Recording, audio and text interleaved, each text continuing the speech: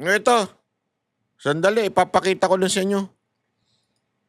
Ito, ang ganda nito interview nito. Of course, Mayor, he has spoken about corruption, Yes. especially the flood control corruption, no, in many of these local government units, Yeah. which also includes our national officials in the Senate Yes. and in the House. And you have been a champion of anti-corruption campaign, and you were even part of the ICI.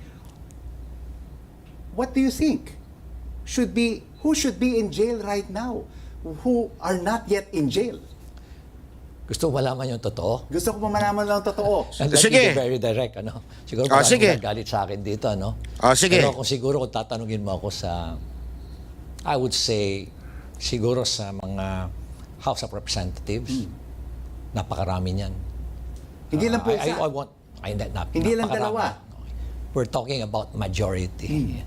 Kasi naging kalakaran yan eh. Yung mga parking fee, naging kalakaran na yan. Kumbaga, sistema na yan.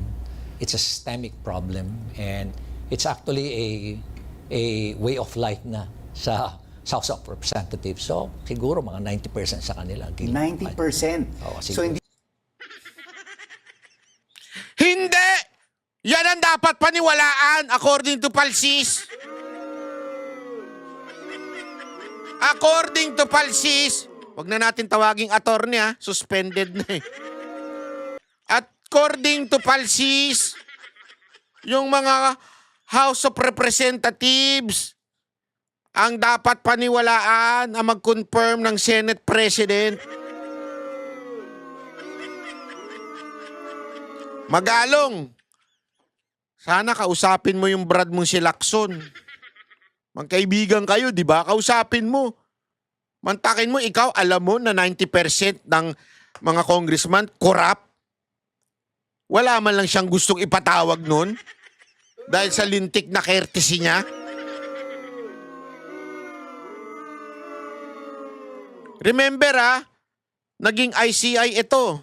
Kaya nga siguro nag-quit ito dahil nung nalaman niya na ganun kadami mga congressman, 90% is corrupt. ilan po si Are corrupt. O bahala na kayo kung ano is or are. Basta, alam niyo na yun. Zaldico na pinapangalanan, Hindi allegedly, who was the bagman. Banggitin mo na rin si Speaker Romualdez, former. Oh, ayaw mong banggitin. Bakit? Bakit? Hindi lang si Zaldico. Takot ka kay Romualdez kung sino ka mang anchor ka? O baka naman meron siyang stocks dyan sa korporasyon nyo. Hindi ko alam Ako nagtatanong lang. Oh, buti pa to si Magalong. Banggitin mo na rin. Ba't tayo mong banggitin si Romualdez? Tingnan mo yung sagot mo, anchor Galing na po yun sa inyo. Malalagot ka ba? Malalagot ka? Magagalit sa'yo? Hindi, wag yun yung anchor. Nag-interview lang naman.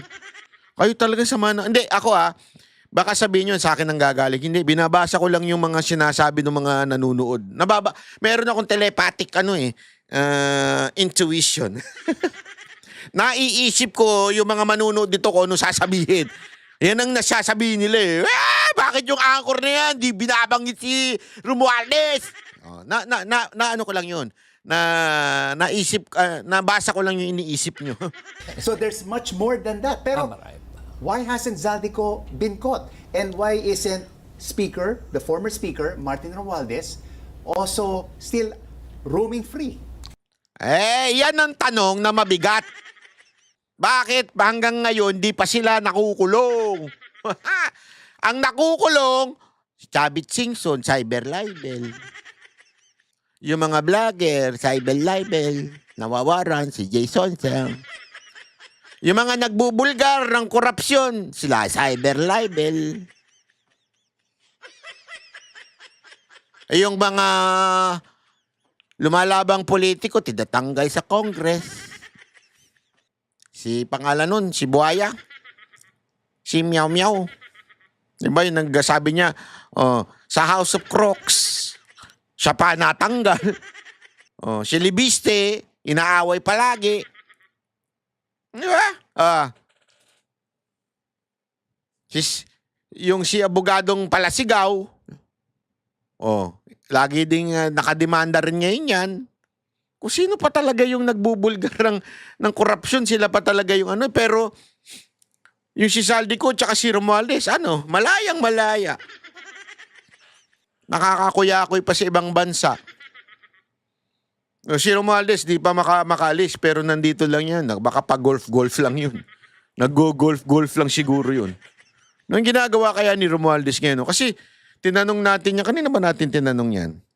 Kay Libiste, tinanong natin. Hindi daw pumapasok yan eh. Di ba? Kami ang boses ng masa, hindi natatakot. Katotohanan lang, di kami nalulunod.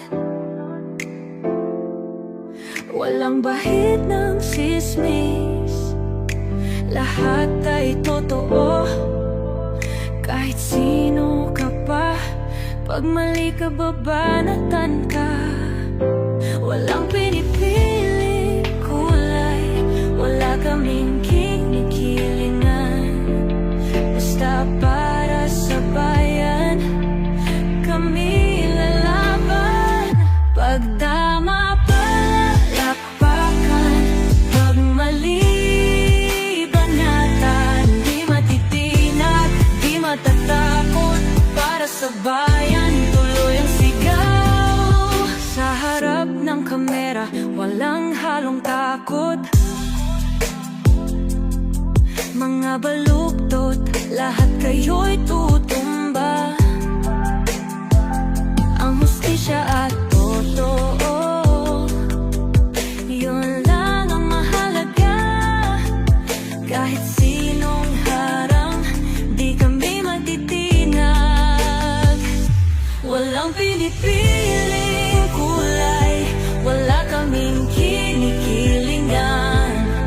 Basta para sa bayan, kami lalaban. Pag tama palakpakan, pag mali banatan. Di matitinag, di matatakot, para sa bayan tuloy ang sigaw. Kung nasa tama ka, ikaw ay aming kasama. Pero pag mali ka, handa ka na bang mabasag? Banateros kami, walang inuunan. Dahil bayan muna, bago ang sarili.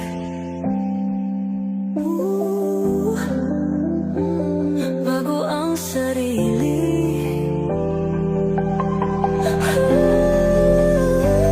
Pag tama palakpakan,